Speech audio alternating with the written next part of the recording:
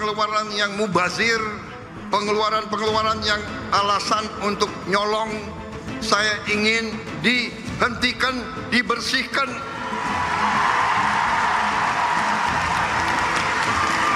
Ada yang melawan saya.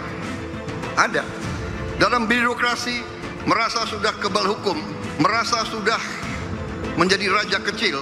Saya mau menghemat uang itu untuk rakyat. Yang sampai hari ini saya belum paham tentunya adalah dasar daripada efisiensi ini. Apakah penerimaan negara yang tidak tercapai perlu lebih transparan? Arahan Presiden itu, program-program yang selama ini tidak terukur, tidak bisa diukur keuntungannya, manfaatnya bagi publik, itu ditiadakan. Seremonial dikurangi, perjalanan dinas dikurangi, tapi yang pelayanan publik tidak dikurangi. PSO, Public Service Obligation, tidak dikurangi. Kalau berhasil memperbaiki struktur dari APBN kita yang sangat heavy untuk belanja birokrasi, itu akan lumayan gitu untuk bisa mengakselerasi perekonomian.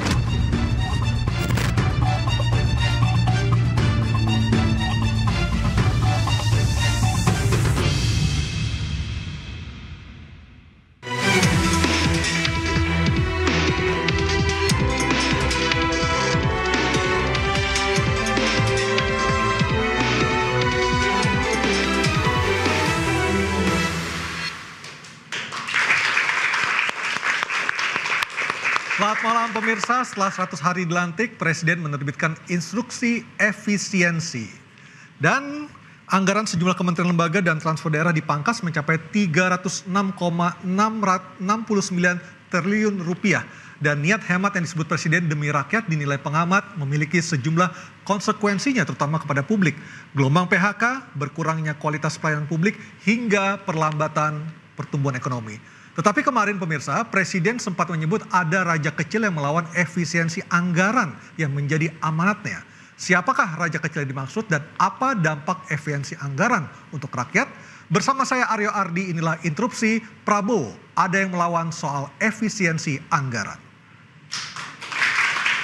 Dan sudah hadir bersama kami malam hari ini, di sebelah kanan saya ada Mbak Adita Irawati, Jubir Kantor Komunikasi Kepresidenan. Selamat malam Mbak Adita. Selamat malam Mas Aryo. Ada Mas Muhammad Haikal, politisi Partai Gerindra, juga Wakil Ketua Komisi 11 DPR. Selamat malam Mas Haikal. Selamat malam.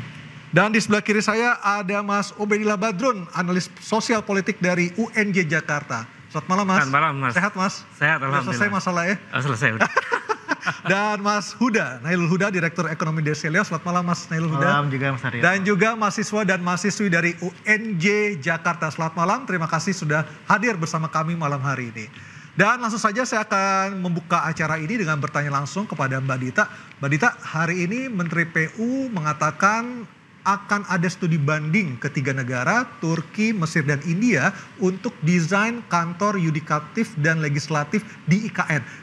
Kami ingin mengkonfirmasi apakah benar itu arahan langsung dari Presiden, Mbak Dita? Ya, yang jelas apa yang kemudian dilakukan oleh para menteri tentunya sesuatu yang juga sudah dikonsultasikan ya. Dan seperti yang juga disampaikan juga bahwa yang namanya pembangunan IKN itu tetap akan dijalankan ya. Dan bahwasanya kemudian Kementerian Teknis ini akan melakukan studi banding. Tentu ini ada tujuan untuk tadi ya, bagaimana nantinya IKN betul-betul bisa menjadi sebuah ibu kota secara politis di mana ada yudikatif, legislatif, dan eksekutif semua ada di sana. Begitu.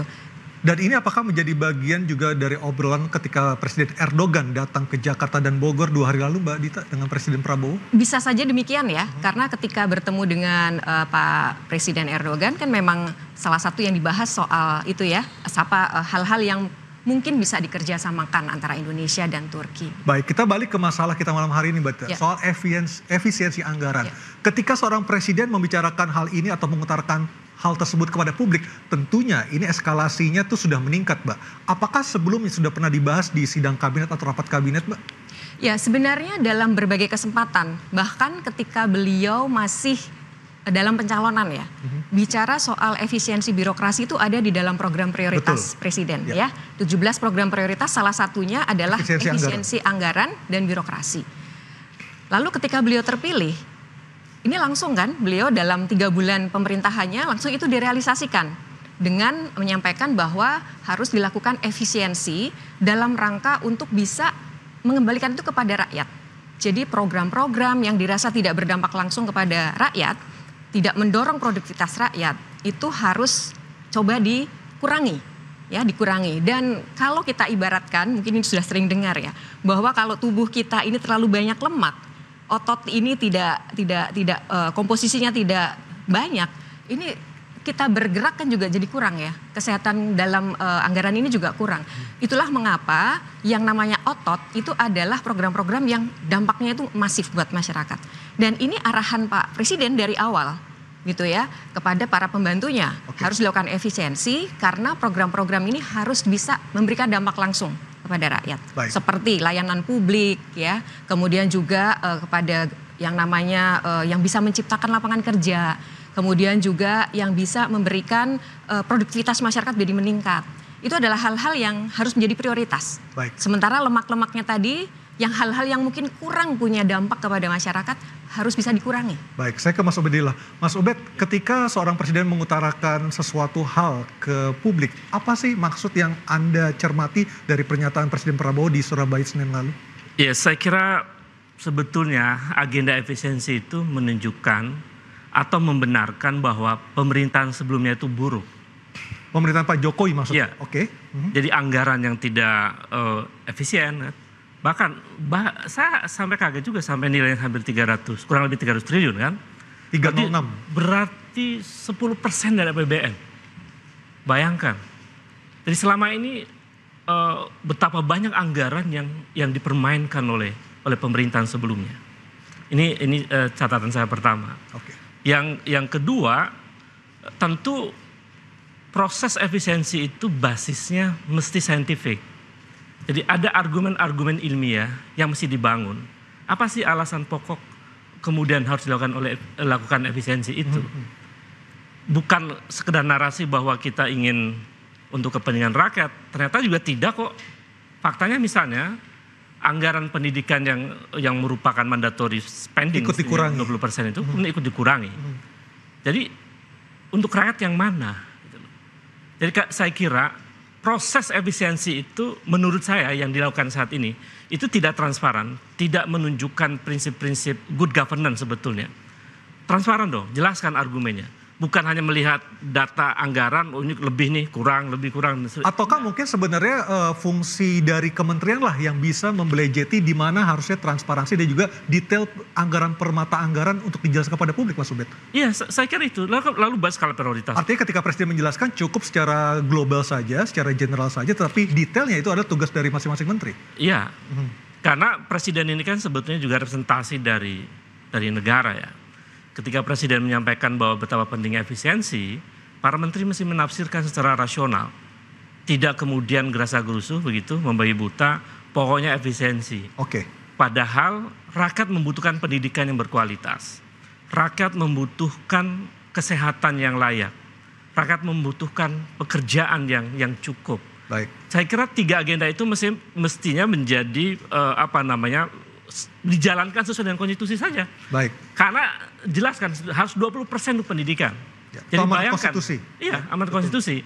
Bayangkan 20% yang selama ini ditulis di dalam konstitusi itu dan termasuk Undang-Undang Sistem Pendidikan Nasional yang tahun 2003 itu saja nggak sampai itu 20% itu. Baik, saya ke Mas Hekel. Mas Hekel, menurut pandangan Mas Hekel sebagai anggota DPR, Wakil Ketua Komisi 11 dan juga anggota fraksi Partai Gerindra tentunya, apakah kementerian ini cukup bisa memahami maksud dari pemotongan anggaran yang dilakukan oleh Presiden Prabowo?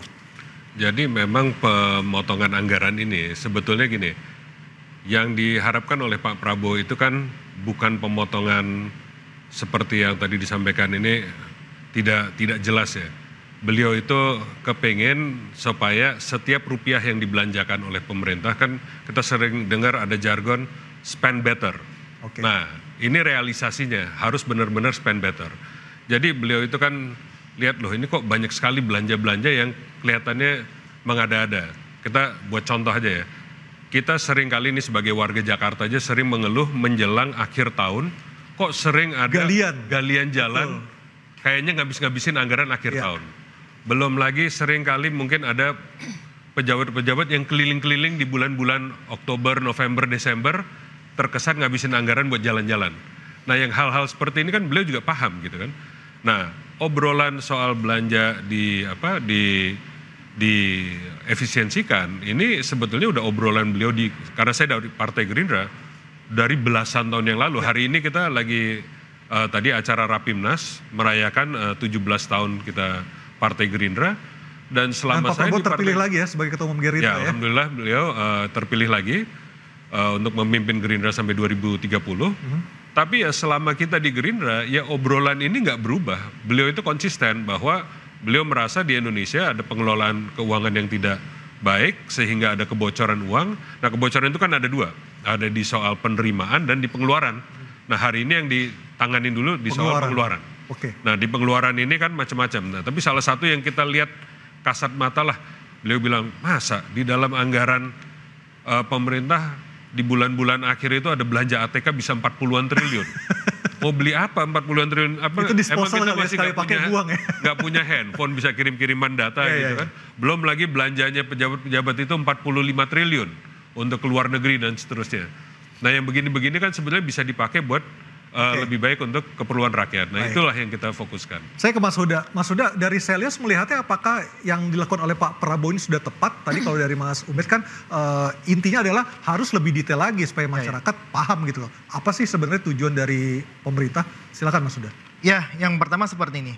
Kita melihat bahwa jikalau Prabowo sudah memikirkan lama untuk efisiensi anggaran ini, menutup kebocoran dan sebagainya, tentunya ketika pengesahan Undang-Undang APBN kemarin, itu jangan lupa Undang-Undang APBN itu disahkan zamannya Prabowo.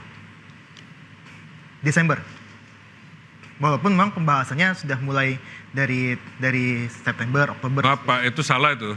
Undang-Undang APBN itu disahkannya masih pemerintah Pak Jokowi di bulan September.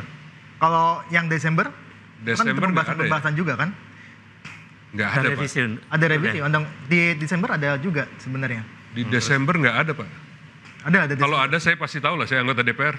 Ya, saya juga membaca berita bahwa itu memang ada undang-undang ketika pengesahan di September, kemudian ada pembahasan lagi di DPR hingga Desember, itu untuk beberapa program. Makanya kalau kita lihat sebenarnya ini juga tidak menjadi tanggung jawab pemerintahan sebelumnya sebenarnya.